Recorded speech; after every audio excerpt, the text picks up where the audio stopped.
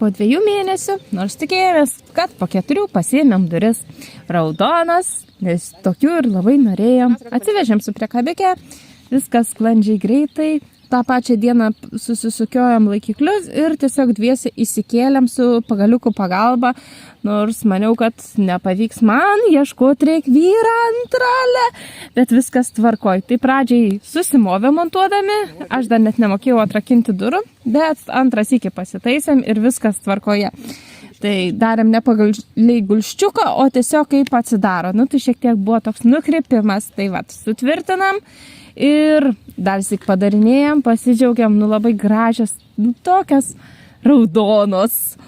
Tai mūsų čakros laimingos, taip sakant, grįžo mergaitė iš darželio, irgi buvo toks, vau, kokios durys, mama, kokias gražios, užeik greičiau, pažiūrėk į to. Tai va.